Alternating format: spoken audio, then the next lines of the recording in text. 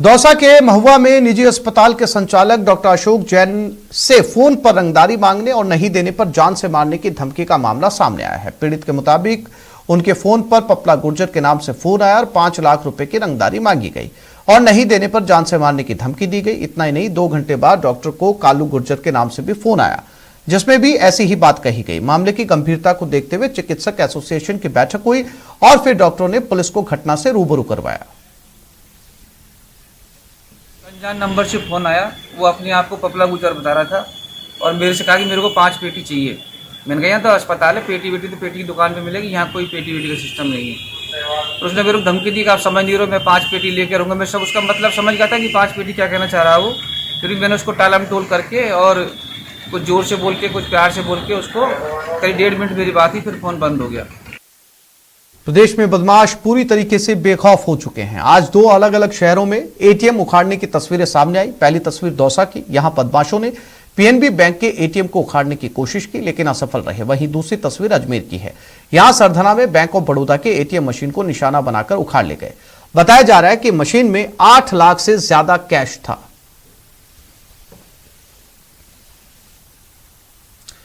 अजमेर के सरादना में बदमाश बैंक ऑफ बड़ौदा का एटीएम उखाड़ कर ले गए। घटना शुक्रवार रात की है। यह घटना सीसीटीवी कैमरे में रिकॉर्ड हुई। बैंक प्रशासन से जानकारी मिलने के बाद पुलिस मौके पर पहुंची और जांच शुरू की। बताया जाता है कि एटीएम में 8,33,000 रुपए थे। जानकारी के मुताबिक 6 बदमाशों ने वारदात को अंजाम देने के लिए बोलेरो से बांध एटीएम मशीन को उखाड़ा था।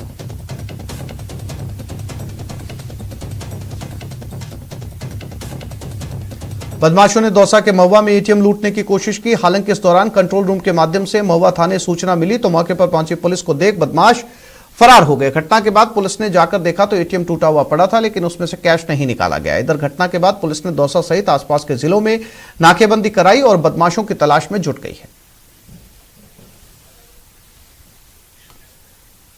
अलवर जिले के राजगढ़ में चोरियों का सिलसिला थमने का नाम नहीं ले रहा। बीती रात चोरों ने 3 दुकानों के ताले तोड़कर चोरी की वारदात को अंजाम दिया। राजगढ़ कस्बे में बढ़ती चोरी की घटनाओं से नाराज व्यापारी धरने पर बैठ गए और पुलिस के खिलाफ नारेबाजी की।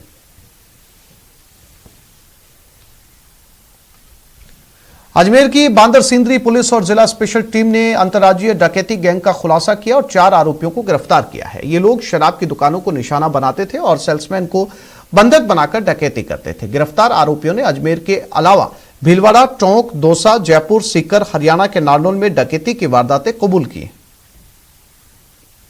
से अजमेर जिले और आसपास के क्षेत्र के अंदर शराब की दुकानों में सेल्समैन को बंधक बना के और लूट की वारदातें, डकैती की वारदातें सामने आ रही थी।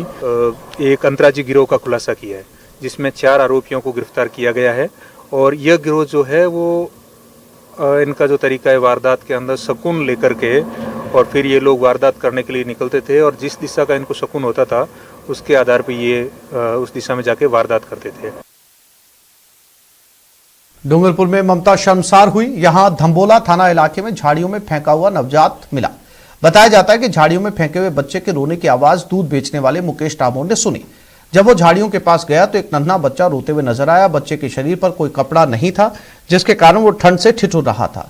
खबर पाकर पहुंची पुलिस बच्चे को लेकर सिमलवाड़ा सीएचसी आई जिसकी जांच के बाद उसे डूंगरपुर मेडिकल कॉलेज हॉस्पिटल में रेफर कर दिया गया है।